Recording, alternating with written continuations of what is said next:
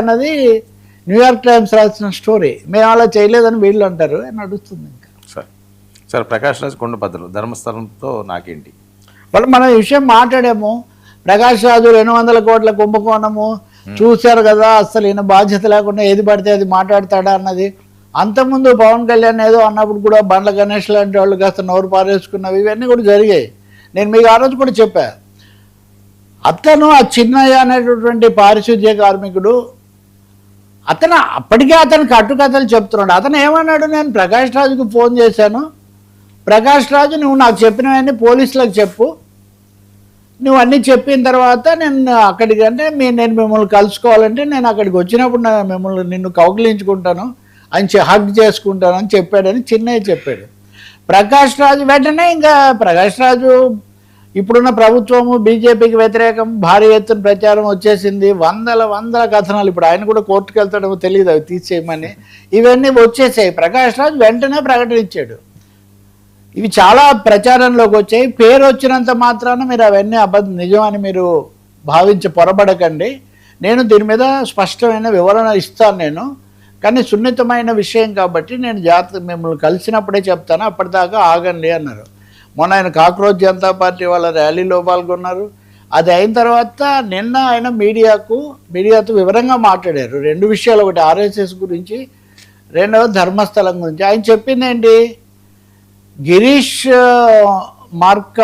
మకావర్ ఒక ఆయన మనోవర్ అనే ఆయన నాకు ఫోన్ చేశాడు. అతను వర్కరు చేసి ఇతను పారిశుద్ధ్య కార్మికుడు చిన్నయ్య. అప్పుడు అతను చిన్నయ్య కూడా కాదు, మాస్క్ మ్యాన్ అనేవాడు. అతను ముసుగేసుకొని తిరిగేవాడు.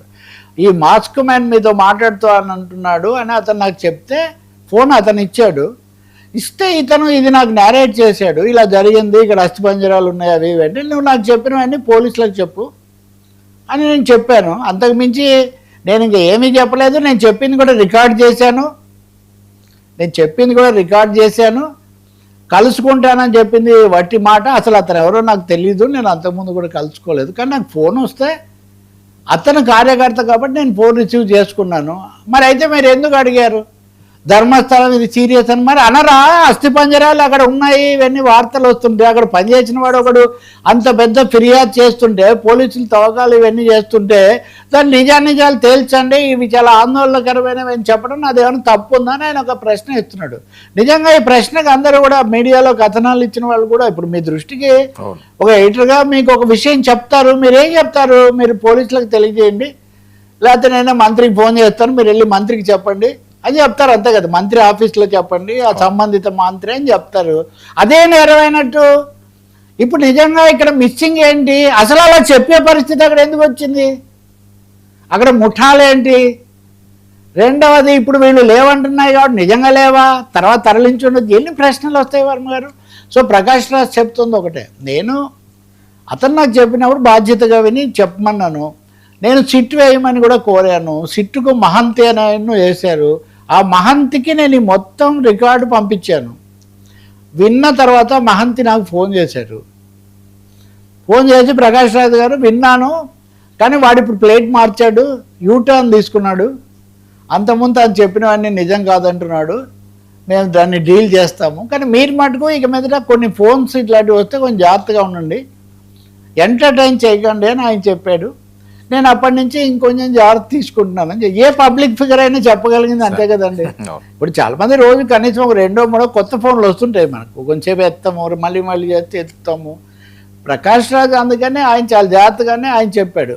కానీ అదే సమయంలో ఇంకోటి చెప్పాడు, నన్ను చాలా మాట్లాడుతున్నారు కరెక్టే, కర్ణాటక హోంమంత్రి ప్రియాంక ఖర్గే ఆర్ఎస్ఎస్ అధినేత మోహన్ భగవత్కు ఒక లేఖ రాశాడు. మీ ఆర్ఎస్ఎస్ ఎక్కడ రిజిస్టర్ అయింది, మీకు ప్రపంచంలో దేశంలో ఎన్ని శాఖలు ఉన్నాయి, మీకు ఈ నిధులు ఇవన్నీ ఆర్థిక వనరులు మీ కార్యక్రమం ఇవేంటి మాకు ఒకసారి ఇవ్వండి చూస్తామని అడిగారట. భగవత్ ఇచ్చిన సమాధానం కూడా మీడియాలో వచ్చింది. ఏమని, ఆర్ఎస్ఎస్ రిజిస్ట్రేషన్ గురించి నేను మీకు చెప్పాల్సిన అవసరం లేదు, ఎవరెవరు ఎక్కడెక్కడ రిజిస్టర్ చేశారో ఎవరు చెప్తున్నారు, అది ఎప్పుడో అని చెప్పనక్కర్లేదు అని ఆయన దాటేసాడు. ఇప్పుడు ప్రకాష్ రాజ్ ఏమంటారు, ఒక రాష్ట్రం యొక్క హోంమంత్రి అక్కడ పనిచేసేటటువంటి ఒక సంస్థ ఒక దేశంలో ఇప్పుడు వాళ్ళే కదా పాలక కూటమి మోడీ గారు కూడా ఆర్ఎస్ఎస్ కూతురు నుంచి వచ్చిన వారే కదా. అటువంటి చోట దాని వివరాలు అడిగితే ఇవ్వడానికి అభ్యంతరం ఏంటి అని అడుగుతున్నాడు ప్రకాష్ రాజు. మరి ఆర్ఎస్ఎస్ వారు మోహన్ భగవత్ గారు కానీ లేకపోతే ఇంకెవరైనా సరే ఏం సమాధానం చెప్తారో, లేకపోతే కర్ణాటక ప్రభుత్వం దీని మీద కోర్టుకు వెళ్తుందో మనకు తెలియదు. కానీ ఇదో కొత్త వివాదానికి కూడా దారితీసే ఒక అవకాశం చాలా ఎక్కువగా ఉంది, నడుస్తుంది ఇప్పటికే జాతీయ మీడియాలో. దీనికి తగినట్టే అంతర్జాతీయంగా కూడా న్యూయార్క్ టైమ్స్లు, వాషింగ్టన్ పోస్టులు కూడా వరుసగా కథనాలు ఇస్తూ ఉన్నాయి. అది ఇక్కడ విశేషం. బెంగళూరు వీటికి కేంద్రం అయ్యే అవకాశం కూడా ఉంది, ఎందుకంటే ఎన్నికలు రాబోతున్నాయి. ఎన్నికలకు సిద్ధం అవుతున్నారు ఇంక వీళ్ళు ఏడాది ముందు చూస్తూ. అందుకనే సురేష్ కనుగోలును సలహాదారుగా కూడా నియమించుకున్నారు ఎవరైనా కొత్త ముఖ్యమంత్రి శివకుమార్. తెలంగాణలో కూడా ఆయనే కదా వ్యూహకర్త. సార్ పార్టీ గీతలు పటాపంచులు, మోదీ షా దూకుడు అంతా ఒకటే, బ్రహ్మం ఒకటే, పరబ్రహ్మ